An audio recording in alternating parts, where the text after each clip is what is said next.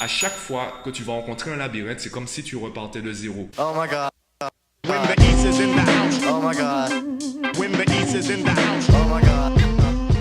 Yo, aujourd'hui je vais t'expliquer pourquoi les mathématiques sont la discipline la plus simple à l'école. J'ai pas dit la plus facile, j'ai bien dit la plus simple. Alors avant de t'en parler, pense à t'abonner à la chaîne, ça te permettra de recevoir les vidéos et podcasts en exclusivité. Donc, pourquoi les mathématiques représentent la matière la plus simple? La différence, je l'avais dit dans une vidéo précédente, la différence entre simple et facile, c'est que simple, tout dépend de la vitesse avec laquelle, on va dire, tu peux présenter la situation, présenter le problème, présenter le mécanisme. Moins il y a d'étapes, plus c'est simple. Plus il y a d'étapes, plus il y a de variantes, plus ça devient complexe. Les mathématiques reposent sur simplement de la logique. Les mathématiques, c'est de la simplicité. Tu dois prendre la logique, le raisonnement le plus court pour arriver au résultat. Le problème, c'est quoi? C'est que ce n'est pas nécessairement facile. Et je vais te prendre une métaphore super simple, du coup, pour comprendre. C'est comme si, entre la solution à un exercice et toi, il y avait un labyrinthe. Par définition, dans un labyrinthe, il y a une entrée, une sortie, un chemin qui mène de l'entrée à la sortie. C'est simple. Le problème, c'est que il n'y a pas un seul chemin. Il y en a une infinité qui ne mène à rien. Il y a une infinité de voies sans issue. Et là où ça devient difficile, c'est que tu ne sais pas tout de suite quel est ce bon chemin.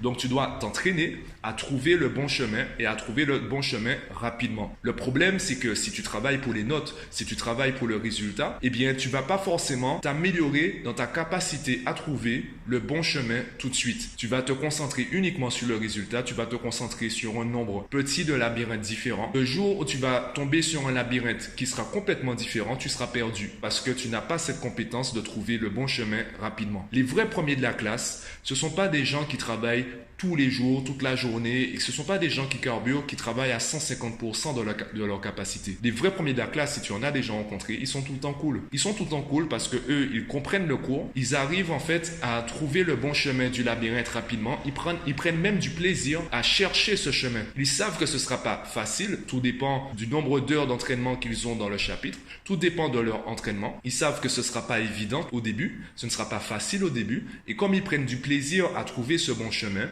ça leur paraît beaucoup plus accessible, beaucoup plus simple que pour l'élève moyen. C'est pour ça que la plupart des élèves, n'aiment pas les mathématiques parce que ils passent à côté de ce labyrinthe. Ils veulent tout de suite trouver la sortie. Pourtant, je prends l'exemple de la physique. Les sciences physiques reposent sur une approche, on va dire, plus réaliste du monde. Du coup, ils vont prendre en compte des paramètres qu'on va peut-être ignorer en mathématiques. Je prends l'exemple des frottements de l'air. Ou par exemple, l'économie, on va peut-être analyser mathématiquement une évolution constante, alors que on sait qu'en économie, il faut prendre en compte d'autres paramètres. On doit prendre en compte l'inflation, on doit prendre en compte l'évolution du marché, le besoin du marché, etc. Donc, il y a les mathématiques qui représentent la science mère, la mère des sciences. Et il y a les autres sciences qui vont utiliser les mathématiques, ils vont affiner les résultats, affiner les analyses pour pouvoir être beaucoup plus réalistes. Voilà pourquoi je dis que les mathématiques, c'est simple. Car c'est la base, c'est vraiment de la logique. Et si tu passes à côté de cette logique, si tu te concentres uniquement sur le résultat final, à chaque fois que tu vas rencontrer un labyrinthe, c'est comme si tu repartais de zéro. Il vaut mieux affiner tes compétences, affûter tes compétences pour être meilleur dans cette recherche du bon chemin. Et par la suite, tu auras juste à travailler la vitesse. Un labyrinthe, je le répète, c'est simple.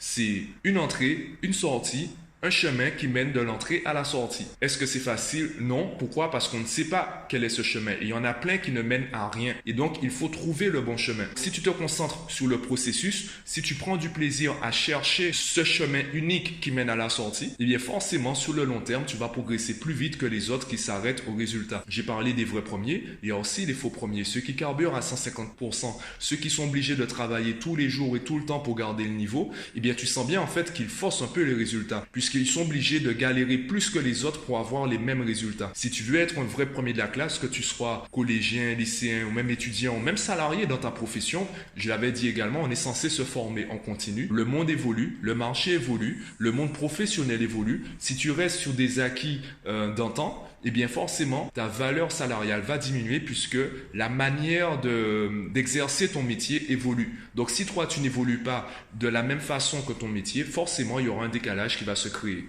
Et du coup, ta valeur va diminuer auprès de l'employeur ou auprès du service. Donc, dis-moi ce que tu en penses en commentaire.